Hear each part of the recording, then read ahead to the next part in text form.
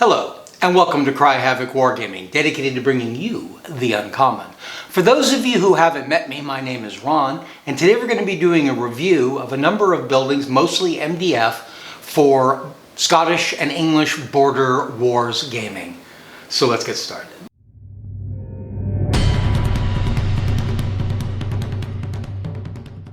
Ever since I first read George MacDonald Fraser's Steel Bonnets back in the 70s, I've been very interested in the period of the borders, that is the area between Scotland and England, and the period of the Border Reivers, mostly in the Elizabethan period, ending with some of the prescriptions made by James when the throne was combined. And starting, I guess about a year ago or maybe 6 months ago, I've started working on putting together a project to wargame the period. I think it's a brilliant opportunity for tabletop skirmishing games. These are typically, not always, but typically these raids are small numbers. Some of them can be hundreds, but typically they're very small.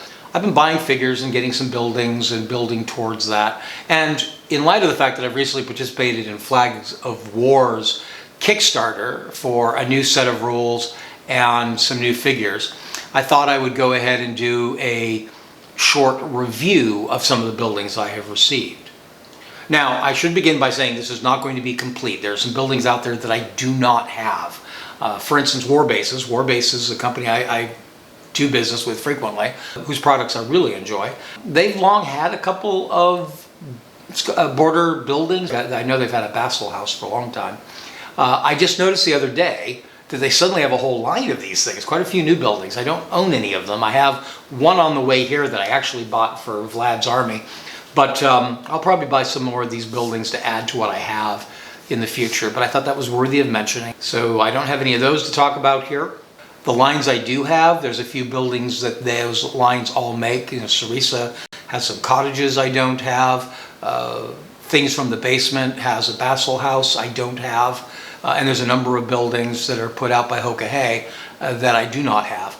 But I will discuss what I do have and talk about some of the other things. For those of you interested in wargaming the period, I want to mention a few books. I've already mentioned perhaps the most important one, and that is George MacDonald Fraser's Steel Bonnets, which unfortunately I don't have a copy of with me present, but it's an excellent starting point and one of the most important of books. Right alongside that, I would recommend Alan Moffat's The Reivers. I particularly recommend this because not only is it pretty complete, but he and George MacDonald Fraser do not agree in all matters, and I think it helps act as a balance between the two to get to what the reality might be. One of the difficulties with this period is it's become highly romanticized, and whenever an area becomes heavily romanticized, it starts getting difficult to cut through to what is part of that myth created by the romanticization of the period and what is reality. I have one fiction book here. This is by George MacDonald Fraser. For those of you who don't know, George MacDonald Fraser was not only, he's a veteran of World War II, he served in the South Pacific. He also was a great historian, but he's also a great novelist. He wrote the Flashman series. This is written very much in the feeling of the Flashman series. Similarly, he has a book called Pyrites that I recommend very highly. He wrote the screenplay to the best, in my opinion, of the Three Musketeer movies ever made, and that's the 1970s version with Michael York and Oliver Reed. He wrote the screenplay for those as well. Lastly, I found this a while back. This is The Reivers and the Making of the Borders. This is narrated by Moffat, and this is very interesting. It tours some of the areas, talks about the history, talks about some of the borders in their circumstances in the modern period. It was a mini-series. It's an English, or British, I suppose I should say. I don't know on what side of the border it was made, but it's a British DVD. And that was pretty interesting to watch too. But enough of this, let's get to the actual point of this video and take a look at some of these models. Let's go to the gaming table. All right, so here we go, looking at some of these models.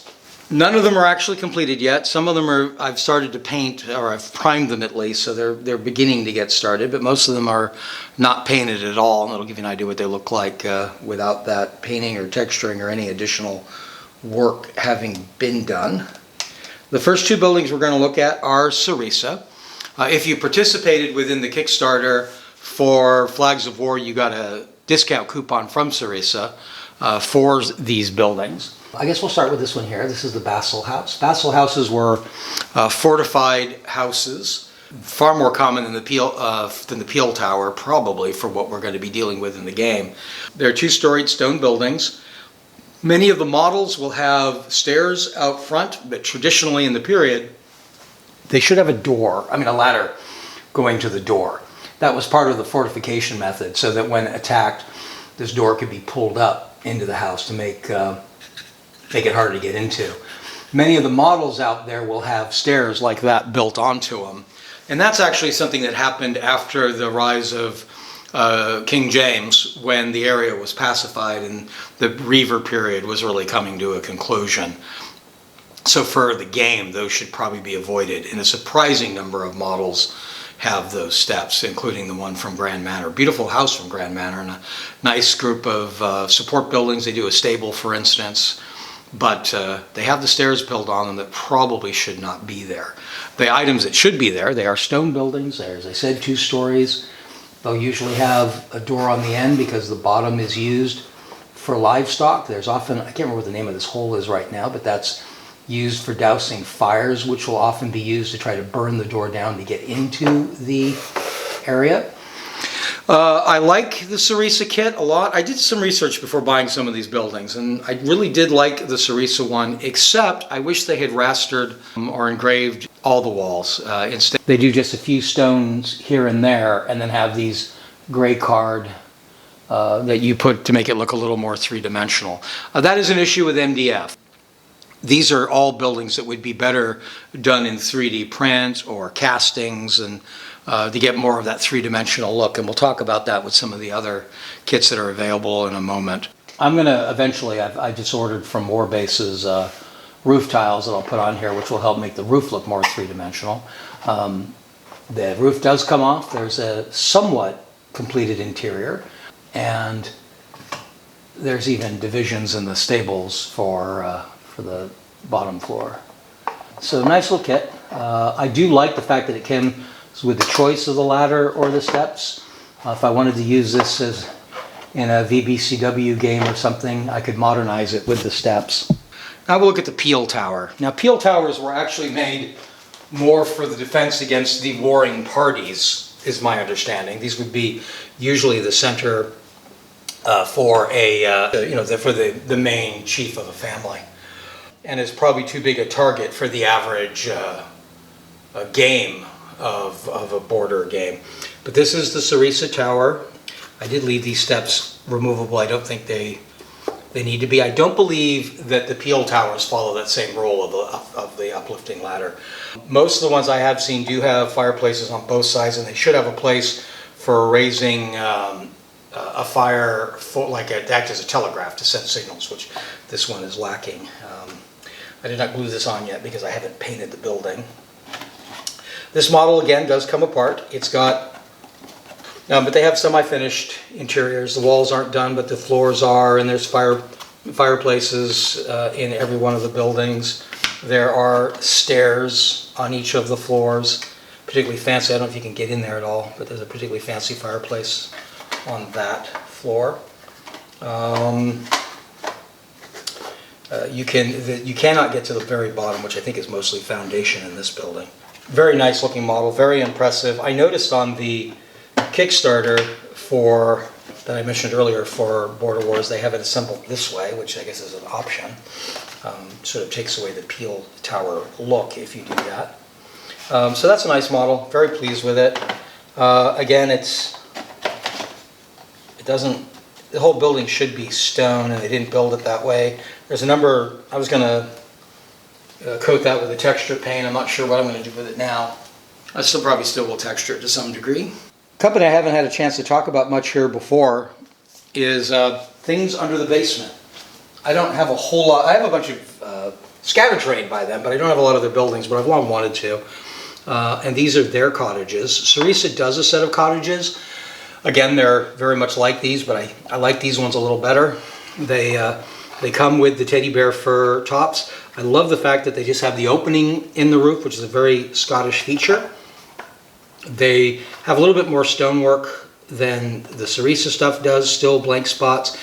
These I think are a little more believable done as a plastered building, though, particularly these fancier cottages. And I say fancier because I don't think this is what most of the buildings actually look like. These little walls are by them as well. I would suggest if you get a set of the walls that you go ahead and clamp them. I didn't clamp this one and you can see it's come apart. I might be able to alter that now because it does have some flexibility, but I was also thinking I might just glue grass on the top to hide that. And there's some fun little pieces that come with that. This piece is attached to this cottage, but these ones are all separate. And walls will, of course, always useful for any skirmish game. Two of these, I think it was these two, came as a set, and then there was a third building. Again, no interior on these. And here's the third one, a slightly larger one. Also no interior. But I love these, their models. I don't have a whole lot of their buildings. Like I said, I don't think I have any of their buildings. I have a number of little detail parts. I have their pallets, which are my favorite pallets I've seen made so far. A friend of mine just bought their New England Hartwell Tavern, and it's just an absolutely stunning model. And he's been very familiar with the real location and says it looks just like the real thing. The last one that I want to talk about is actually a resin building. Oh, I've got these models out here and I forgot to move them around, and they're only there for this purpose. These figures are from the two companies that are primarily doing figures for this period now, while we wait for the flags of war, and that is Colonel Bills. This is a Colonel Bills. He does a number of civilians for the period, which is really nice because that's something that is missed out by a lot. And then, of course, Hoka Hey. These figures seem to work together pretty well. The Hoka Hey ones are a little beefy, a little more muscular, but they seem to work well. I hope that's going to be true of the flags of war when they come. I don't have any of them yet.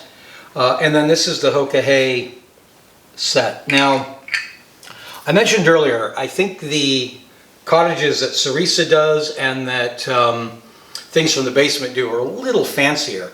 When you read in George MacDonald Fraser, he talks about these being the typical house, the humble house of the period, is something that could be replaced in a day if it was burned down. It's just basically a stack of rocks and turf for its roof. Very, very simple houses. I don't know of any restorations of these or originals that survived, so it was a hard time finding for sure what they look like. But my take on it is that these houses are a pretty good example of that architecture, as are, if you can find them, the Hudson and Allen Highland houses. Those are sold as Highland houses, but Irish houses, those houses, and the descriptions I read of these border houses are all very similar, so I think they could pass. The only problem I have with this, I believe, just like the figures, I believe that Hoka Hey bought molds from a previous company. I could be wrong on that. I don't actually know that as a fact. But I believe these are a little small. They seem reminiscent of older buildings from the past when you almost never went into buildings, where they're probably meant for 25mm figures and they might be a little small for that. I could be wrong because, as I say, George MacDonald Fraser makes it definitely sound like some of these humbler houses are not much to talk about, pretty small things. So I still think it's useful. The roofs do come off of these, but this one's supposed to be an outbuilding, so don't let that terrify you how small that one is, but this is supposed to be a cottage. And you can see with the typical figure, it's possible, but pretty cramped space. But it comes with a really nice wall, kind of a dry stone wall.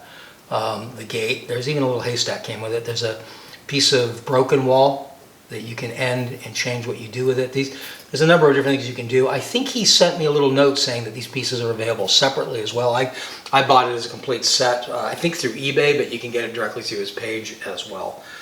And he does a handful of other buildings too. There's a water mill, I know, right off the bat, and a few things like that. And I mentioned the Hudson Allen. Those are the foam resin buildings, and they're just beautiful. And I think those would be useful for the period as well. What I haven't been able to find anywhere is a model of a barmkin, or for that matter, any real definite information on what they might look like. All I know is they're like 6 feet deep and tall. And these were defensive positions. that were used to house animals. They were often be around maybe a few cottages or the Bastel house, and at time of need you would draw the animals into it. And I don't know if they're a wall like this but taller, just a rough wall, or if they're built like a castle wall with making them defendable, which is certainly the implication that some of the reconstruction art suggests. But I really don't know what it is, and nobody's doing models of either. Just being a wall, it would probably be pretty easy to reproduce it out of insulation foam or something, but you got to at least know what they look like. And so I mention this because it's possible that maybe some of you have a better idea of what a barmkin wall should look like. Maybe you live in the borders, maybe you have photographs of a surviving original one. Most of what I've seen have been ruins, which don't tell you what the top of the wall look like. But I would like to get more information so I can model a barmkin wall for my Bastille. So if any of you have any information on what one of those actually might look like, or better yet, photographs of a surviving either complete wall or reproduced wall, I'd really be grateful to see that, because that's something I'm definitely missing for this period. So I hope you found that useful. If you have any questions, please put them in the comment section down below, and we'll do the best to provide you with an answer. Also, if you have any ideas for further content you'd like to see us produced here on Cry Havoc Wargaming, we look for that in the comment section down below. If you've enjoyed this video and found it at all useful, I hope that you'll hit like, and if you'd like to continue to receive notifications for videos like this one that may help you determine how to better spend your money or time in your tabletop wargaming hobby, then I hope you'll hit subscribe and ring our notification bell. Till next time, cheers.